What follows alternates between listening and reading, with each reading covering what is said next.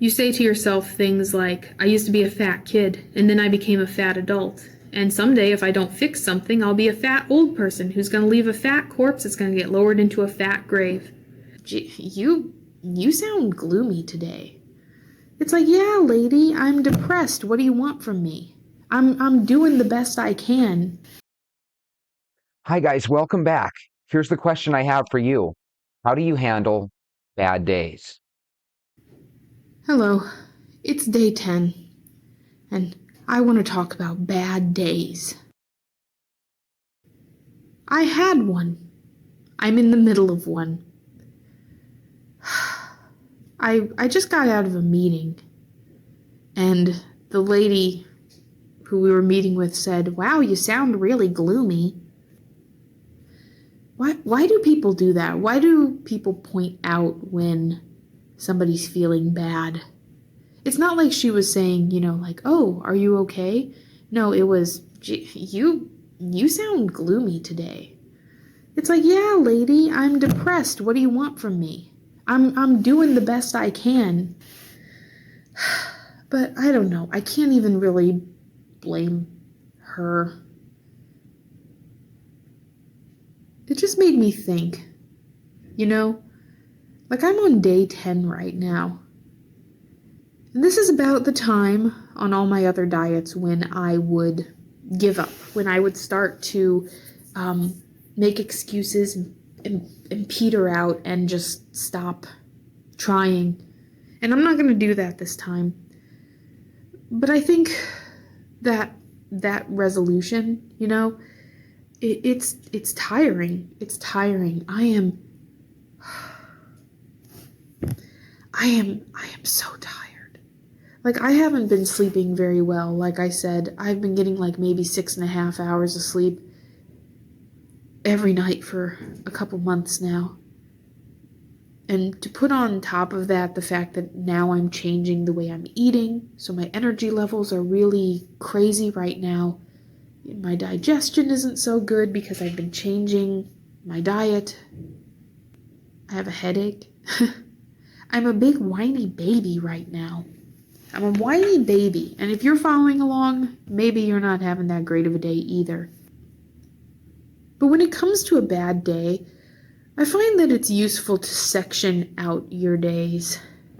And not just say, oh, I had a bad day, but to say, like, I had a bad morning. I'm having a bad afternoon. The evening, not so great. And to put on top of that I ate way too much this morning. I ate way too much this morning, and I feel like I failed. Intuitive eating is really hard, especially when you don't have that baseline that you need established. Like, what did I eat this morning? I had eggs, I had noodles, I had like some cheese, I had a Cliff Bar, then I came to work, I ate sushi for lunch, and to make it even worse, tonight we're having a very high-fat dinner, like hamburgers and french fries. So another reason my day was so bad was when I woke up this morning and I stepped on the scale. Like, I know it's just water weight. There's no way, but like, I know I'm not judging based on the scale right now, but still, that old part of me that's like, you're not doing it right. That person inside is really making me struggle. It's only day 10. It's only day 10, and nothing happens overnight. Nothing even happens over 10 nights. Yes, that was a pretty good complaint there, right? But the truth is, sometimes it's good to vent and get that out. And one of the things I like about Kara, and I think you guys do too, is she's genuine. What makes her videos special, in case this is the first time you've tuned in, is we've been watching a couple of her videos. These videos were made about a year ago, but absolutely nobody watched them, literally. And I think every one of them is a wonderful insight into what a lot of us go through on the daily. So this is what she was doing on day 10. Let's fast forward to day 326 and check this out. Hello, it's day 326, and I want to talk about weight loss. When you're a fat person who's always been fat, you know that weight loss is constantly on your mind. Whether you're thinking about it directly or not, it's always running like a background process on a computer. It's always right under the surface, the backdrop of your life. And if that goes on for long enough, it can start to feel like a fuse burning down. You say to yourself things like, I used to be a fat kid, and then I became a fat adult. And someday, if I don't fix something, I'll be a fat old person who's going to leave a fat corpse that's going to get lowered into a fat grave. It's thinking like that that causes people to make arbitrary weight loss goals for themselves. That's why you hear women say, I have to go on a crash diet before my wedding. And kids say, I have to lose weight by September or I won't make the team. And damn near everybody says something like, I have to lose weight by June or I'll be the only fat person on the beach. I'm sorry, but every time I hear her talk, I just think she should be on TV. She should be a movie star. So it's my goal to get as many people as we can to go to her channel and subscribe. And everybody, if you can, leave messages and comments on her videos, seeing if we can get her to come back and give us an update. And I'll admit, it was that kind of thinking that made me wonder if I should even make this video today. I wondered if I had lost enough weight to talk about this kind of thing. Because those of you who've been following these videos in order like I originally intended, you know that I used to have a daily weigh-in. I would put my weight in the corner of the video. And I haven't done that for a while now for a number of reasons. But for the past couple weeks, my weight has been trending down. And the only reason I'm making this video is because there used to be a time in my life where I was so desperate to lose weight that I was completely prepared to harm myself in any way necessary.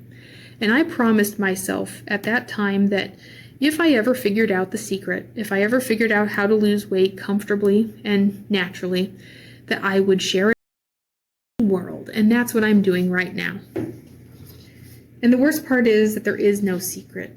There's no secret other than trusting your own body. Intuitive eating is the secret. I have nothing to do with that book. I have nothing to do with the intuitive eating book. I don't get any money. I don't know the people. I'm not sponsored like anybody would sponsor me. But the intuitive eating book is the secret. You can't skip steps. You can't just jump ahead and say, okay, if it's just eat when you're hungry and don't eat when you're full, I'll just do that and I'll lose weight. You can't skip steps on intuitive eating. You have to start at the beginning at the uncomfortable part. You have to unteach yourself all of these rules. You have to challenge the food police. You have to do all of that unpleasant part, which, yes, includes gaining weight in a lot of cases. And only then will you free yourself from the external pressure to be perfect. Because for me, that's what it boiled down to. There was so much external pressure. And eventually I learned that it wasn't coming from inside at all. It was just something that I had osmosed from the world around me. My family didn't actually care about my weight. They didn't actually care about my health when they made fun of me. They were just worried about how my weight reflected on them. My healthcare providers didn't care about my weight. They were just repeating the thing that they had been trained to repeat over and over. Diet and exercise, diet and exercise, diet and exercise. My insurance company didn't care about my weight. They just cared if I was going to be around to pay the bills for the rest of my life, right? Health is a euphemism for skinniness. But real health is very, very easy when you actually put yourself first. I'm not going to pretend like I'm a skinny person, okay? I'm still holding on to a ton of visceral fat. And while I am making progress, and I do feel like I am losing quite a bit of weight kind of fast, actually, I don't think that I will ever look the way that I looked in my dreams when I was a kid. I will be a kind of homely, kind of ugly, probably chubby-faced woman for the rest of my life. But because I went through this process, I'm okay with that. I'm not even scared anymore. The external pressure, it lifted, and so much brain power got freed up. How long did I sit in a corner with a notebook or a calorie counter as a kid trying to slot in all of these foods that I wanted to eat during the day? It was foolishness. And now I'm just going to share with you. Go get the intuitive eating book. Just go do it. Just do it. Just trust me. I heard a story once that a Hollywood director went into a bar, I think in the state of Texas, and that's how they found Matthew McConaughey. If you've heard that same story, let me know down in the comments. I feel like I'm that director, even though I'm obviously not that director, right? But I feel like with Kara, I really found somebody that's just incredibly talented. You know what? She might not ever be the slim, trim supermodel that she envisioned in her dreams, right? But she has this eternally youthful look. She could literally do movies as a high schooler, right? But with her intellect and her ability to really, talk, she's got the gift of gab. One of the things that I believe could help the world is taking a daily walk. So if you don't mind, go get your shoes. Let's go for a walk. Hey, happy Monday, Venters. Today is day number 9 in our quest to lose 30 pounds. And now would be very easy for any of us to lose focus and quit on ourselves. But I'll be here for you, and so will the Venters. You always wanted someone to take this journey with you. Well, here we are. I can do this, you can do this, we can do this. Let's do this.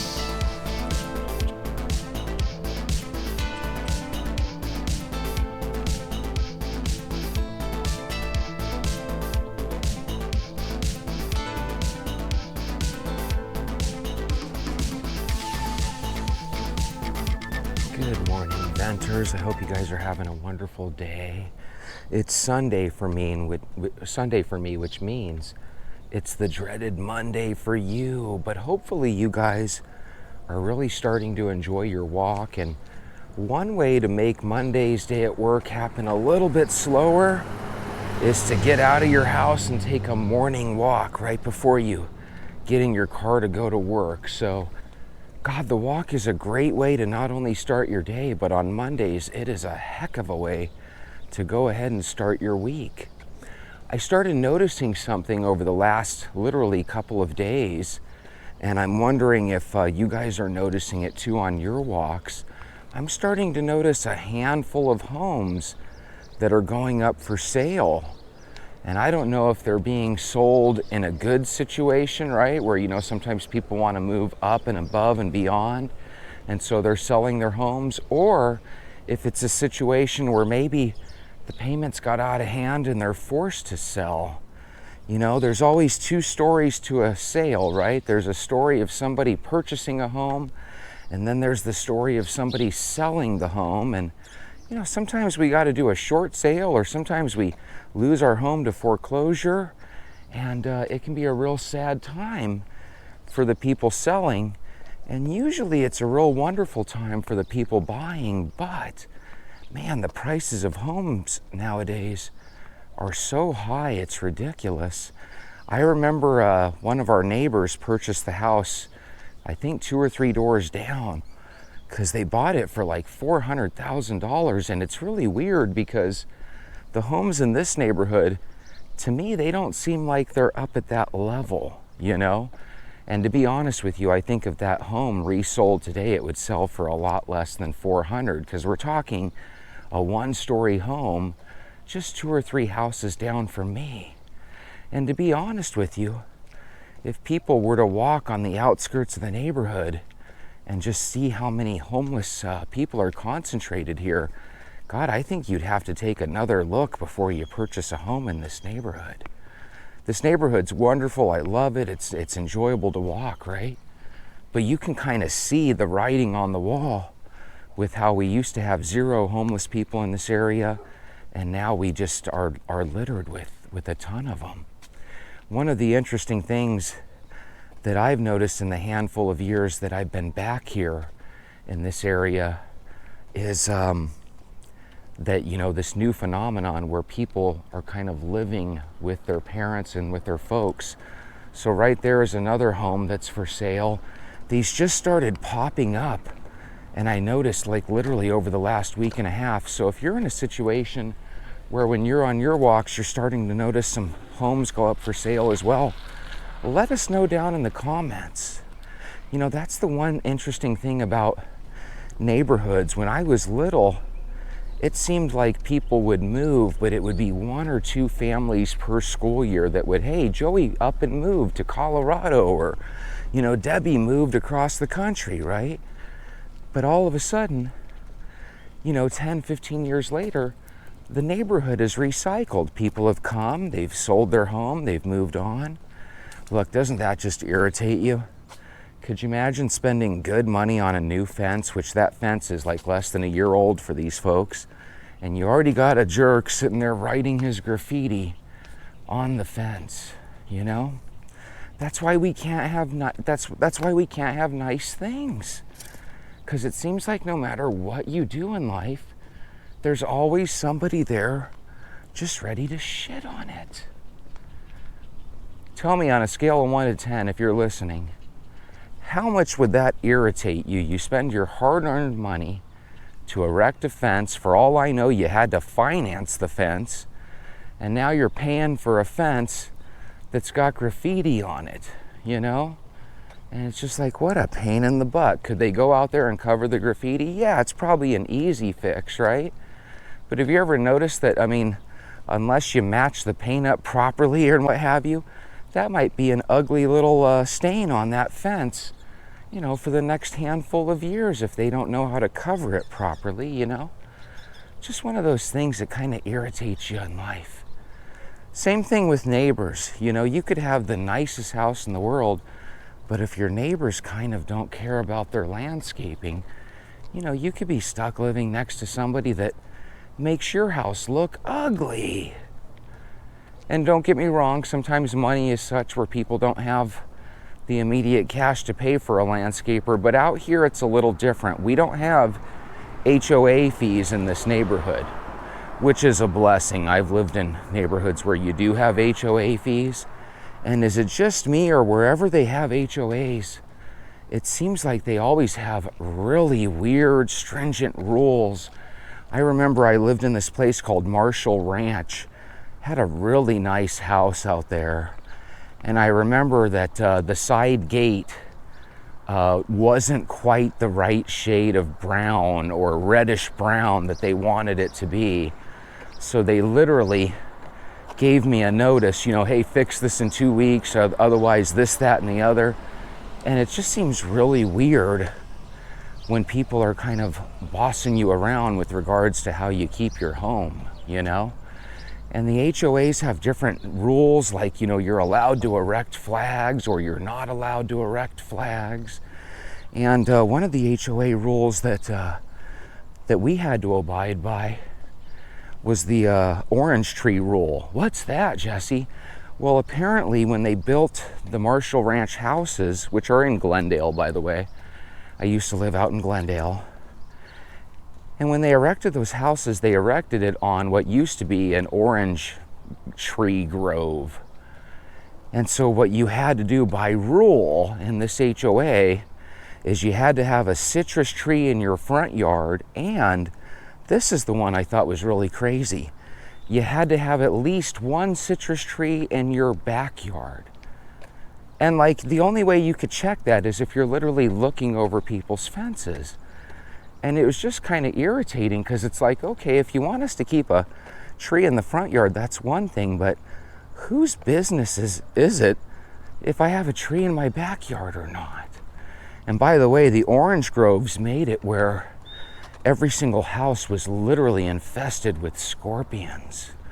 So I'll never forget the day I was taking a little nap on my carpet while watching TV, and all of a sudden I wake up because a scorpion had stung me on my thumb.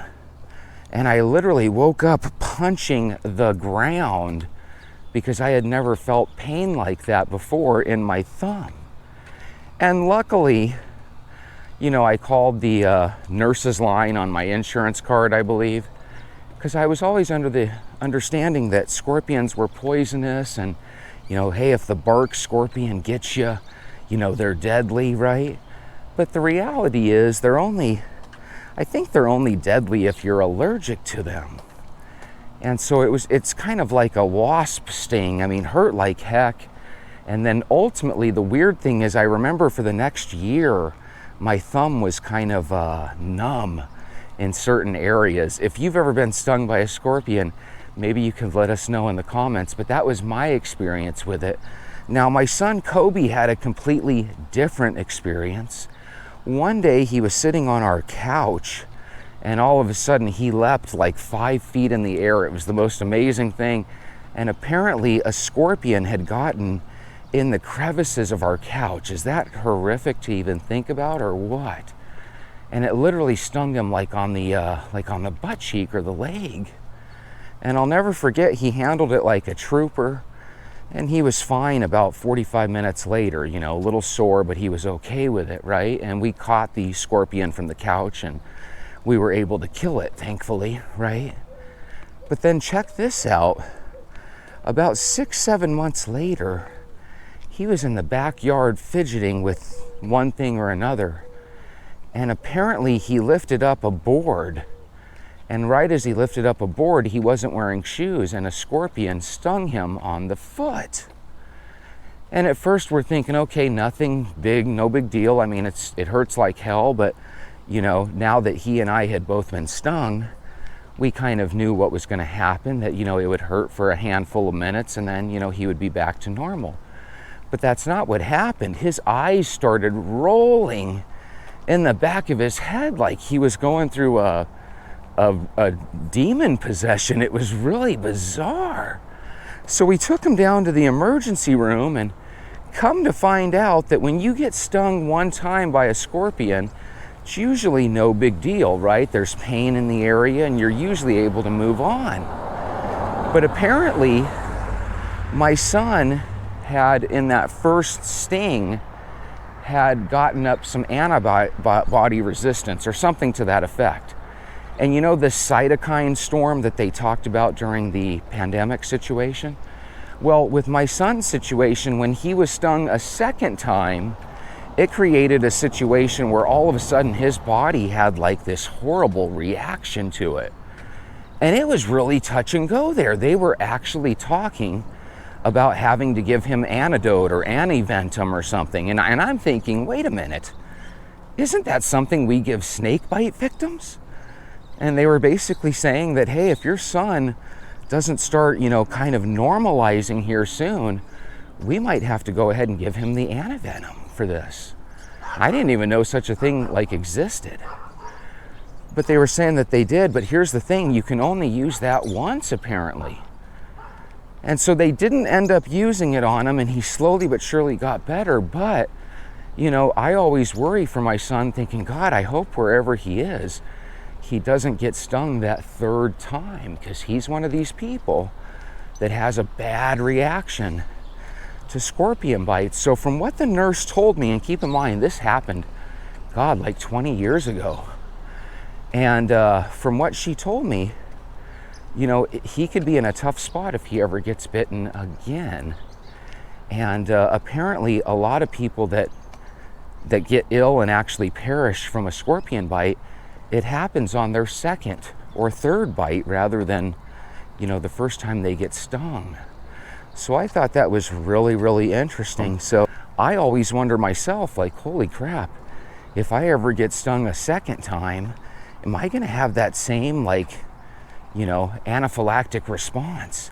And it wasn't like it was cutting off his breathing or anything, but he couldn't steady his eyes. His eyes were moving all around in different spots for like 2 or 3 hours. It was trippy.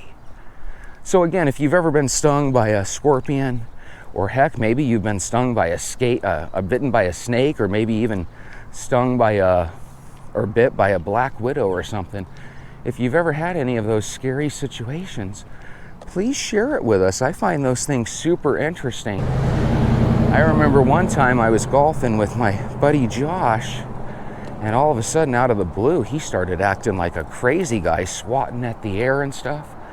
And I was like, what the heck is wrong with you? And he's like, I'm allergic to bees.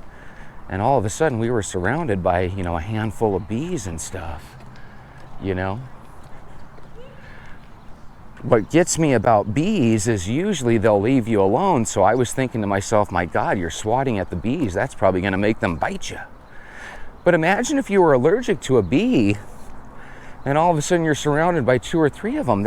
No wonder he was swatting at the air. That is kind of a scary situation. To my new venters, I want to show you something real quick. I've showed this to my venters that have been with me since day one. But on a couple of streets here on this side of the school, they have these little libraries, right? The littlefreelibrary.org, where you take a book and you share a book, a nonprofit organization. So they have these little areas where you can bring a book that you're done with and you leave it in the box for someone else to enjoy. And then when you leave a book, you're able to take a book home for you to enjoy. Great way for kids to get into reading, but you know something?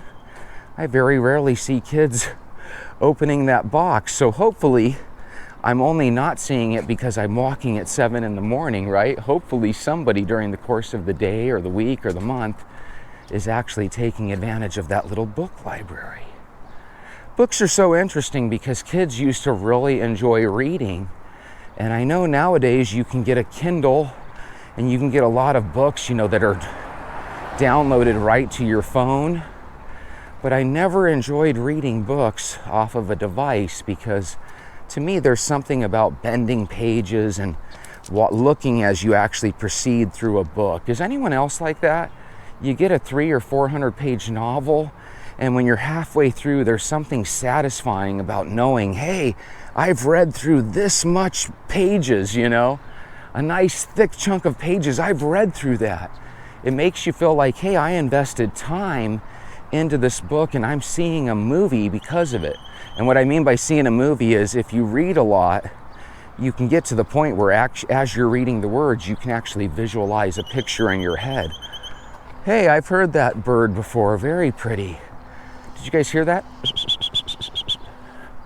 Very, very pretty. So yeah, I'm one of these guys, I can read a book and I can actually visualize it in my brain, kind of like a movie. Didn't happen at first. When I first read, I was the type that I would read a page, and by the time I was done with the page, I kind of had forgotten what I read. Because you're busy forming words in your brain and reading sentences rather than absorbing the message.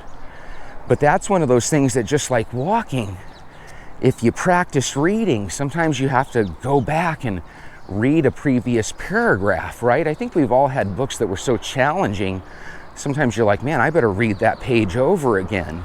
Well, I was to the point back then when I first started reading consistently, where it was not uncommon for me to reread paragraphs over and over, like, what the heck are they trying to say here?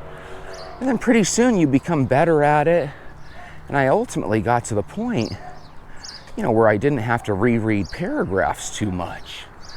And I really enjoy reading. As a matter of fact, if I was ever stuck at an airport, on a delay overnight or something, you could give me a book and I would be willing to take on that delay as long as I had something good to read, Of course, we live in a world where instead of busting out a book, I would probably, to be honest, bust out my phone and watch YouTube videos or something to that effect,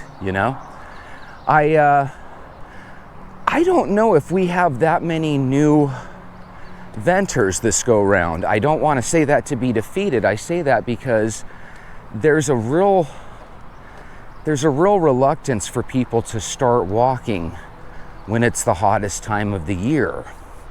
And the people that I'm trying to attract to the walking world, right, or the walking way of life, many of us are overweight. So whenever you have a situation where you're overweight, a lot of times for bigger people, it's really tough to get that heat to dissipate. So where a skinny person can walk in the heat, they sweat, they slowly but surely cool off. For a heavier person, it's a little bit easier said than done. So if you're 250 or 300 pounds and you really love the idea of walking with us, but you really don't love the idea of walking yet because it's so hot, then God, I would really urge you to think about getting a little gym membership where you could hit a treadmill daily, or, maybe just as good, maybe just start watching Walk Talk Vent on your TV if you can, and see if you can maybe walk in your living room or one of the rooms in your home. It's just so vital that we get you to walking. If you're one of these people that could easily walk outside, but you're walking indoors, think about going outside. There's a real different aspect that outdoor walking brings to your life that indoor walking just doesn't, you know? And if you can get to the point where you go outside and you walk, man, it really does miracles for your mental health. You know, a lot of times I'll get on a subject with you guys and it's a little sad. Look at, there's a dead bird on the floor. What does that mean? Look at all this bird poop here. It always amazes me how birds can find a car. Have you ever seen a car where it's just littered with bird crap? And it makes me wonder, do birds see other birds' crap and they think, okay, that's where I want to go to the bathroom? Or do they actually hate some of us human beings? And do they actually know, hey, that's the jerk that has that car, I'm going to poop on that car? Because it is almost comical, the different layers of bird shit that I've seen on some cars through the years. And I think we all have a memory of someone's vehicle, right, from back in the day that was just littered with bird poop. And what's interesting about that is occasionally people will have a nice car that's littered with crap. And it always amazes me, like, why don't you take your car through the car wash so you can get that crap off? And right now, my older vehicle is kind of layered with bird crap itself, so I probably shouldn't be talking shit, literally. I should probably take my car through a car wash. But you want to know something interesting? I've been known to wash my car right when it's about to rain, and this looks like one of those days where it might actually rain. By the way, it's 90 degrees right now at 7:15 in the morning or whatever time it is. It feels about as humid as humid gets. It feels very, very sticky out here. I would rather have 100-degree temperature with no humidity than any type of humidity. I am just not a fan of that. And it always blows me away that there's certain parts of the country like Florida where it could be 100 degrees, which is already hot, and then on top of that it could be loaded with humidity. So from what I understand, you guys feel pretty miserable during the summer. But just know I'm right there with you. Even though it's not as humid here, it definitely doesn't feel the best, you know? But again, if you guys are brand new, these are a bunch of really good reasons to stop walking, right? It's too hot. I don't want to extend myself. I don't want to, dehydrate and faint out there. And I don't want that to happen to you either. So if you do end up braving the waters, so to speak, and going on your walk, gosh, make sure you take a bottle of water. Hey, they did a survey with 2,000 adults, and they found that about 58% of people age 40 and above list their parents as their best friend. And when I read that article, it made me smile. There were not too many specifics on it, and it wasn't a huge survey. It was just 2,000 adults.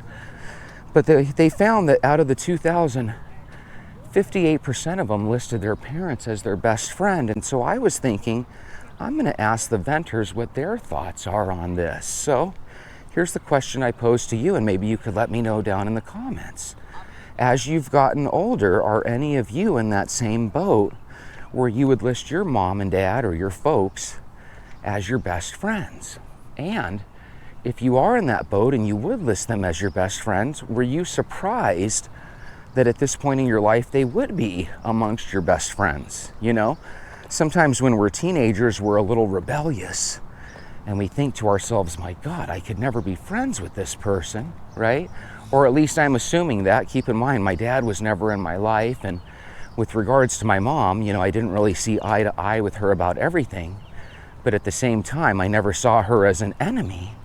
But I'll be honest, I don't see my mom as my best friend now. I do see her as a friend in addition to a mom, right?